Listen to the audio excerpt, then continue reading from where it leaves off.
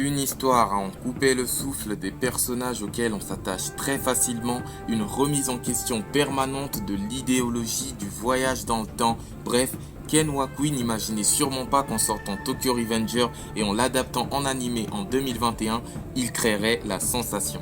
En effet, le manga paru pour la première fois dans le Weekly Magazine en 2017 est désormais adapté en animé et compte à ce jour 24 épisodes. Mais c'est quoi Tokyo Revenger ? D'où sort ce manga? Que raconte-t-il?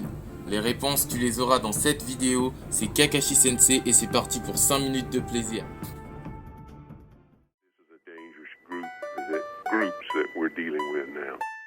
Là c'est le Kakashi, là c'est le Kakashi, le roi des os, des otaku, le roi des os, des tailles. Vas-y ferme ta gueule, j'essaye de chanter bordel, tu me casses les couilles. Avant tout, si t'es toujours pas abonné à la chaîne, je te conseille vivement de le faire. On atteint bientôt les 50 abonnés et ce serait vraiment une récompense énorme pour nous. Alors, abonne-toi et surtout n'oublie pas de liker la vidéo.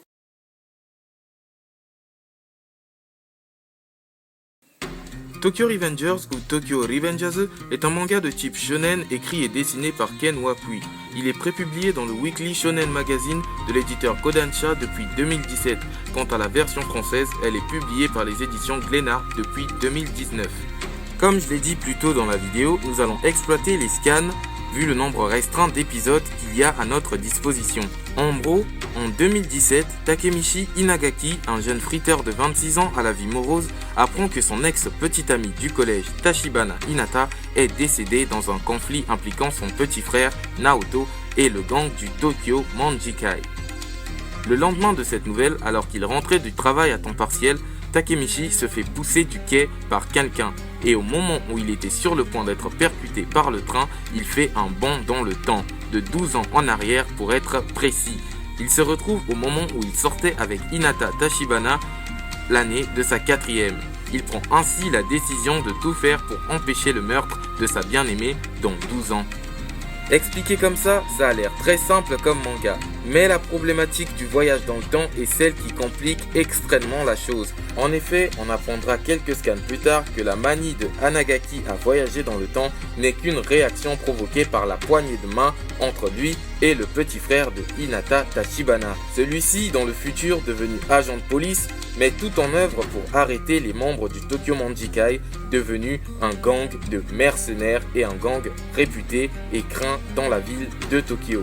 Naoto, le petit frère de Hinata Tachibana, ayant révélé les circonstances du changement radical du Tokyo Manjikai dans le futur à notre jeune héros, celui-ci prend alors la décision de ne plus sauver que sa petite amie, mais de sauver tout le monde entier.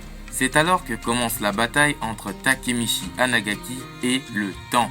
Celui-ci a pour mission de sauver les circonstances, de changer le passé, d'effacer certains événements, certaines engueulades, certaines morts, pour éviter au Tokyo Manjikai de devenir ce qu'il est dans le futur et donc d'éviter la mort de Hinata Tachibana. Mais après 2-3 bonds dans le passé, il réalise que la situation est plus complexe que ça, car la mort d'Hinata Tachibana n'étant qu'une malheureuse conclusion de tous les événements ayant conduit à cette fin tragique, notre jeune héros Takemichi Hanagaki doit désormais essayer de changer le passé dans toute sa forme, dans le long et dans le large.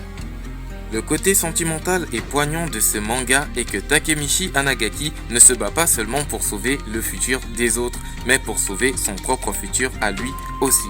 En effet, dans 12 ans, le jeune garçon est un trentenaire paumé qui n'a pas de joie dans son travail, qui vit dans un appartement tout crasseux et qui a perdu la seule fille avec laquelle il est sorti de toute sa vie. Dans son épopée, on retrouvera le jeune Takemichi dans l'environnement de sa 4e entouré de ses potes de toujours. Il fera aussi la rencontre de certains personnages qui risquent de changer sa vie à tout jamais. Dans le lot, on pourra citer le célèbre Manjiro Sano, plus connu sur le nom de Mikey, chef du Tokyo Manjikai, accompagné de son bras droit, Ken Ryuji, plus connu sur le nom de Draken, qui est un personnage que vous allez adorer. Ce manga mêlant voyage temporel, délinquance, vengeance, amitié, action, drame, romance et science-fiction est sans nul doute le manga à surveiller en 2021. Voilà tout ce qu'on pouvait dire sur Tokyo Revengers, car si on continue, je risque de vous spoiler. Les épisodes sont disponibles sur Crunchyroll, par l'appli ou sur le site internet, et pour ceux qui sont fans de scans, les scans sont disponibles sur le net. 5 minutes avec Kakashi Sensei, c'est déjà terminé. Si tu as aimé la vidéo, n'hésite pas à laisser le gros pouce bleu et à t'abonner à la chaîne pour ne pas manquer les nouvelles vidéos. En attendant celle-ci, je te dis bye bye, senpai.